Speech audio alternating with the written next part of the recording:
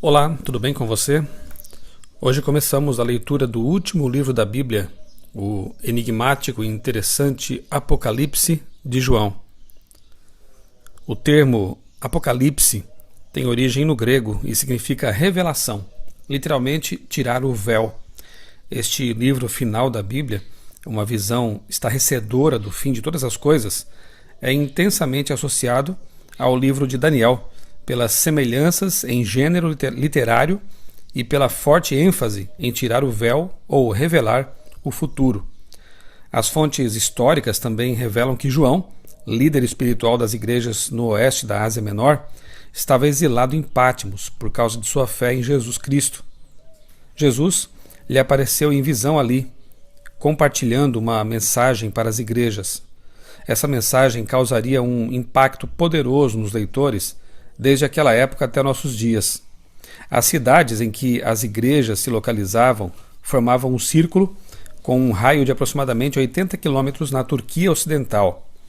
Elas são citadas no Apocalipse em sentido horário, começando com Éfeso, no sudoeste.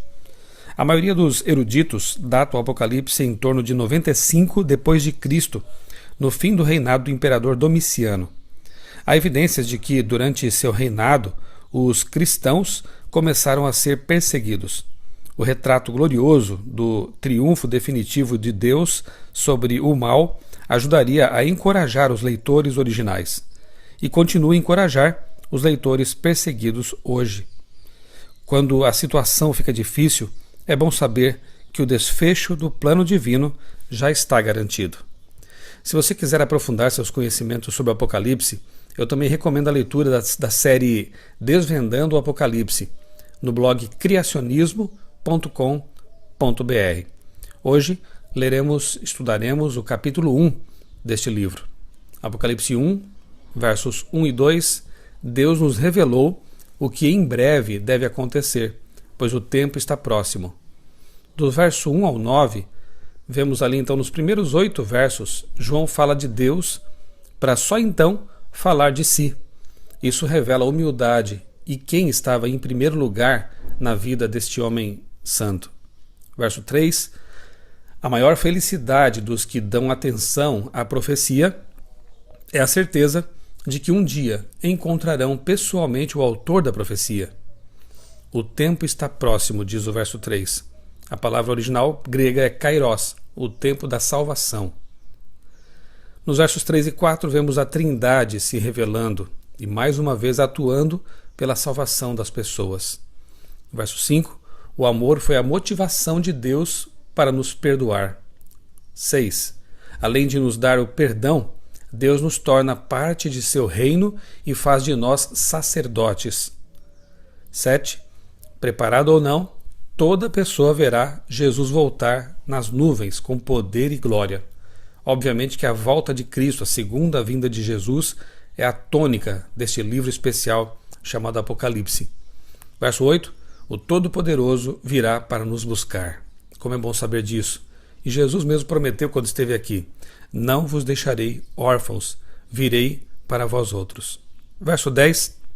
João escreveu seu evangelho depois do Apocalipse e nunca chamou o domingo de dia do Senhor. Portanto, a visão que João teve aqui no Apocalipse foi no dia de sábado, dia que sempre foi santificado pelos cristãos e nunca deixou de ser o dia sagrado segundo o mandamento de Deus. Quando ouvir a voz de Deus, faça como João, obedeça. Versos 13 a 16. O Jesus dos evangelhos é o mesmo do Apocalipse. Deus, homem. Agora, nos evangelhos, geralmente a ênfase está no Jesus, no Deus que se fez homem para habitar entre nós. No Apocalipse vemos Jesus glorificado, já na sua condição plenamente divina, e assim temos um quadro completo da pessoa de Cristo, lendo os evangelhos juntamente com o Apocalipse. Versos 13 e 20.